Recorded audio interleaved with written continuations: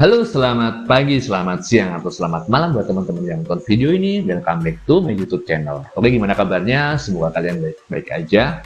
Aku udah lama banget nggak update video ya, karena kesibukan aku, karena saat ini aku kuliah lagi ya. Oke, pada video kali ini aku ingin berbagi cerita, berbagi kisah, pengalamanku memperjuangkan untuk studi lanjut lagi dengan beasiswa. Jadi video ini sengaja aku buat, aku tujukan kepada kalian yang sedang berjuang meraih untuk melanjutkan pendidikan tinggi dengan beasiswa, terutama beasiswa LPDP. Semoga video ini bisa menjadi motivasi, bisa menyemangati kalian. Dan video ini aku buat sebagai pengingat aku, kalau aku dulu tuh pernah berjuang. Jadi ketika nanti aku lagi capek karena nge-lab yang nggak sesuai ekspektasi, kuliah yang berat, dengan nonton video ini aku jadi bisa ingat kalau aku tuh dulu pernah berjuang. Jadi kalau pas lagi capek jangan menyerah, biar nggak menyerah di tengah jalan. Dan buat teman-teman yang udah subscribe, aku mengucapkan terima kasih. Buat teman-teman yang baru subscribe, baru bergabung, perkenalkan aku Wisnu Mukti Pratama. Silahkan klik tombol subscribe ya. Subscribe dari kalian cukup membantu perkembangan channel ini. Oke, daripada kelamaan langsung aja check this out. Jadi aku ingin berbagi cerita. Jadi untuk melanjutkan studi lagi untuk S3 itu adalah mimpiku sejak tahun 2011. Jadi ini sudah satu dekade yang lalu ya. Aku ingin melanjutkan kuliah S3.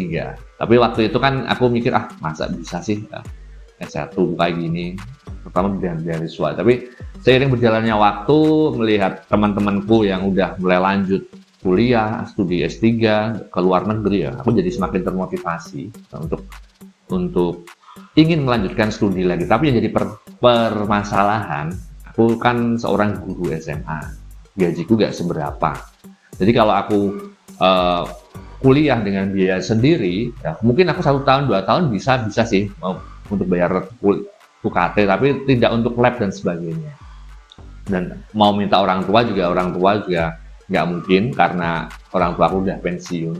Jadi mau nggak mau aku harus, untuk melanjutkan studi harus dengan usahaku sendiri, dengan mau nggak mau dengan beasiswa. Jadi waktu itu aku berusaha mikir beasiswa apa yang cocok. Dan aku untuk S3 aku memilih beasiswa LPDP karena itu sudah mengcover semua ya. Cukup, buat aku cukup, bahkan sisa. Aku mulai mengumpulkan syarat, gimana pendaftarannya waktu itu, syaratnya apa aja. Dan aku juga waktu itu juga terinspirasi juga dengan teman-temanku yang waktu kuliah S2 itu pada dapat beasiswa LPDP. Ternyata keren ya, beasiswa untuk aktivis, cocok lah untuk aku. Singkat cerita, aku berusaha mendaftar, tapi waktu itu aku masih ada kendala dalam TOEFLku belum sampai 500. Singkat cerita, aku mendaftar untuk yang pertama, aku mendaftar beasiswa LPDP. Nah, waktu itu ya udah salah-salahnya udah aku bikin, mulai dari bahasa Inggris, TPA, terus proposal, IC, aku bikin. Untuk tahap pertama, aku lolos seleksi administrasi.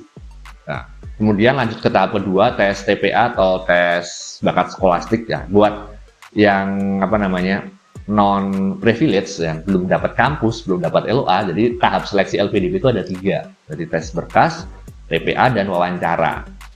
Untuk yang udah mempunyai LOA, jadi cuma 2 aja, berkas langsung wawancara. Tapi karena aku jalurnya non privilege, belum dapat kampus, karena prinsipku dapat beasiswa dulu baru dapat kampus, nggak bisa bareng. Karena mungkin aku bisa bayar, tapi dapat beasiswa dulu. Ibaratnya orang mau perang, kita udah bawa amunisi dulu, nah seperti itu, udah bawa senjata lah, nggak bawa apa-apa, nggak gambling. Setelah itu tes tahap 2 lolos, tahap ketiga yang wawancara. Tahap wawancara, karena ini baru pertama kali aku daftar LPDP, wawancara ya gagal, kacau lah. Karena apa?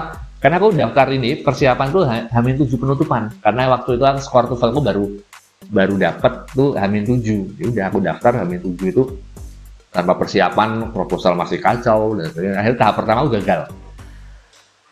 Untung ada kebijakan LPDP bahwa ada kebijakan bahwa yang gagal di wawancara masih boleh daftar di tahap selanjutnya. Kalau sebelumnya itu kita harus menunggu jeda 1 tahun dulu, 1 periode dulu baru boleh daftar. Tapi karena itu aku langsung daftar aja.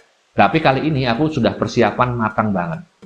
Dalam artian aku sudah menyiapkan proposal, menyiapkan isi, udah menghubungi calon promotor. Oh iya, aku kan mau daftar S3 ya, jadi calon promotor. Terus aku udah menghubungi tes TPA juga buat persiapan untuk masuk UGM.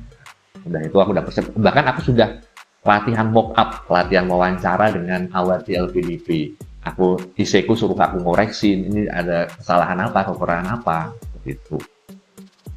Nah, aku udah confident lah, udah ada apa namanya, udah pede lah ya, udah mantep daripada sebelumnya karena udah persiapan. Hingga singkat cerita hingga tibalah waktu seleksi LPDP tahap pertama aman. Karena menurutku tes sesungguhnya dari beasiswa LPDP itu ada di tahap substansi dan diwawancara. Tahap pertama berkas, asal berkas sesuai dengan syarat yang ditentukan, insya Allah lolos. Tahap yang kedua itu tes skolastik, ya. Waktu itu tes TPA lagi. Tapi waktu itu kan prinsipku yang penting di atas passing grade aman lah, lolos. Dan di tahap ketiga ini tes substansi atau tes wawancara. Nah, ini waktu itu aku udah mantep ya, udah latihan. Itu aku masih ingat banget tuh setelah lebaran tahun 2023 ya, 2023 lebaran tuh bulan udah latihan wawancara, hingga tibalah di hari wawancara. Aku dapat wawancara, pertanyaan dan sebagainya itu singkat cerita setelah tes tinggallah menunggu pengumuman. Waktu itu aku masih ingat nunggu 1 bulan atau berapa 2 minggu ya itu waktu itu, aku lupa. Nah, aku udah pede lah, optimis lah pasti keterima. Hingga akhirnya malam itu pengumuman seleksi, aku udah optimis wah pasti jadi awardee. Ternyata pas buka jeng-jeng, waduh, Yong gagal untuk yang kedua kalinya. Tahun 2023 itu jadi batch beasiswa LPDP tahun 2023 batch pertama itu gagal lagi kedua. Itu aku langsung mendadak malam itu gelap banget. Jadi aku udah optimis, ternyata gagal. Ibaratnya kayak ditolak cewek itu nggak lebih menyakitkan ya daripada ditolak beasiswa. Aduh, udah persiapan dan sebagainya. Aku udah mikir aneh-aneh itu, udah. Bahkan orang tua aku udah ini ibuku aja udah bilang ini udah mak, udah daftar, nggak usah kecewa. Apa kamu mau daftar PPG aja jadi guru? Sebagainya.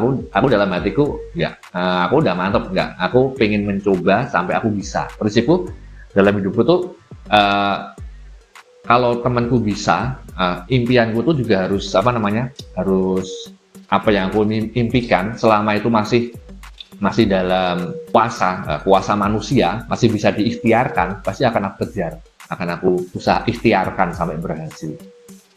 Akhirnya, tapi waktu itu aku juga masih sibuk juga sih, karena akhirnya aku udah udah agak legowo lah, seminggu 2 minggu lah setelah ditolak itu aku udah agak legowo. Hingga akhirnya aku nyoba lagi yang batch kedua atau percobaan yang ketiga. Tapi kali ini aku udah nggak begitu ngoyo lah. Aku ibaratnya ya udahlah, kalau kali ini gagal, besok coba lagi sampai berhasil. Dan kali ini aku juga nggak ngoyo banget, nggak latihan, nggak nyiapin. Jadi semua berkas yang yang sebelumnya aku tes, yang aku pakai di batch sebelumnya, aku upload lagi, kecuali ini ya proposal disertasi ya, itu aku edit sedikit, dan isi juga ada aku tambahin dikit. Itu aku nyoba masukin, tapi kali ini juga udah nggak begitu latihan mock up, itu udah nggak. Aku prinsipku ya udahlah, sejalani aja. Waktu itu aku juga lagi sibuk kerja juga, pagi di sekolah ngajar dari jam 7 sampai jam setengah 3, ntar pulang jam 3 sampai jam 8, jam 7 ngeles di bimbel di kotaku sampai malam, jadi nggak sempat buat belajar. Hingga akhirnya ya udahlah, pasrah aja. Tibalah tahap tesnya. Yang pertama tahap berkas pasti aman lah karena terus udah masih memenuhi kriteria. Nah, yang kedua ini TBS-nya ini bener-bener zong banget aku tuh.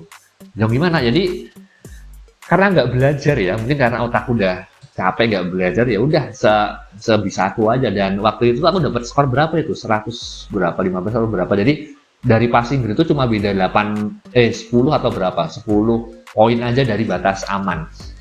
Tapi alhamdulillah yang penting lolos lah. Ajang tahap terakhir adalah wawancara. Kalau ini juga kalau aku berdasarkan aku yang aku pelajari, kalau aku latihan wawancara nanti berarti kayak template ya udah aku karena juga nggak ada waktu juga ya udahlah aku biar apa adanya aja. Hingga akhirnya tibalah di hari wawancara tes aku ya udah, karena nggak begitu grogi juga sih karena aku udah 2 kali gagal kan, jadi udah terbiasa menghadapi situasi kayak gini.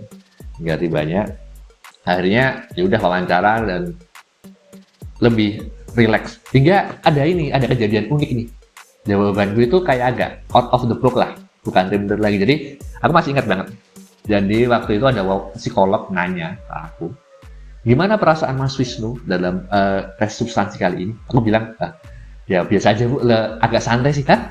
Mukanya ibunya itu udah shock, berubah itu. Hah? Santai gimana Mas? Nah, ya aku jelasin ya, karena ini bukan pertama kali saya tes wawancara ya Bu, substansi, udah 2 kali gagal, jadi ya nggak terlalu tegang banget. Kalau sebelumnya kan tegang, ngomongnya cepet banget, udah ngelantur kemana-mana. Dan jawab itu, dan aku waktu yang terakhir itu jawabanku lebih lebih kepasrah aja sih, lebih apa adanya jawabanku, apa yang keluar dari pikiranku ini ya udah aku sebutin. Bahkan aku tuh sempat ya akhirnya tuh setelah selesai wawancara aku tuh baru sadar jawabanku tadi kayak gini ya, random banget ya. Bahkan kalau aku jadi pewawancaranya itu pasti langsung aku coret. Kalau jawabanku itu nggak kayak nggak kayak award atau yang latihan mock up gitulah. Hingga akhirnya tibalah hari pengumuman ini, aku udah ini ya, waktu itu pengumuman aku nggak begitu sih, karena aku udah tahu wawancaraku tuh kacau, random, bikin shock. Akhirnya ya udahlah, kalau gagal aku nyoba batch 2024 Januari lah, aku nyoba itu. Tapi pas waktu itu malam hari aku masih ingat, ketika lagi ada pengumuman itu, hari pengumuman, aku iseng-iseng aja, kayaknya nggak mungkin, ya udah iseng-iseng buka, ternyata pas dibuka, jeng-jeng lolos kayak gini. Itu sungguh di luar ekspektasi banget tuh, kok bisa? Nah itu makanya dari sini kita bisa ambil pelajaran juga bahwa aku selalu berprinsip gini. Jadi setiap orang itu pasti punya jatah gagal dan jatah berhasilnya. Kita tinggal habiskan mana yang sampai duluan, gagalnya dulu atau berhasilnya. Itu artinya makanya aku selalu mencoba. Jadi buat teman-teman yang sedang berjuang menjadi award di LPDP, tetap semangat ya.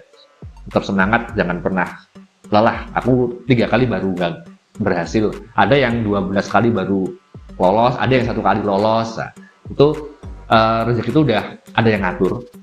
Kita tinggal berikhtiar aja bagaimana menuju ke rezeki itu. Mungkin cukup itu aja cerita random dari aku, biar vlogku ini nggak mati atau gimana. Ntar next time aku akan membahas tentang bagaimana tips-tips mengerjakan seleksi beasiswa, LPDP, tes substansi maupun ini. Ntar kita bahas, kalau kalian suka silahkan klik subscribe dulu. Nanti next video aku akan membahas itu. Terima kasih teman-teman yang udah menonton. Semoga video ini bisa menginspirasi, bisa membantu kalian ketika kalian berjuang menjadi award di LPDP. Mungkin cukup itu aja. Thank you for watching this video. Oh ya, aku juga minta doanya. Semoga saat ini aku juga alhamdulillah sudah keterima, sudah studi lanjut lagi S3 di Jogja. Aku mohon doa teman-teman semua, semoga aku bisa lulus 3 tahun ya, karena jatah dari LPDP cuma 3 tahun di kampus. Jadi semoga 3 tahun aku bisa menyelesaikan studi itu dengan lancar, aman, dan bermanfaat. Mungkin cukup itu aja. Aku Wisnu Murti Pratama. Thank you for watching this video. Bye-bye.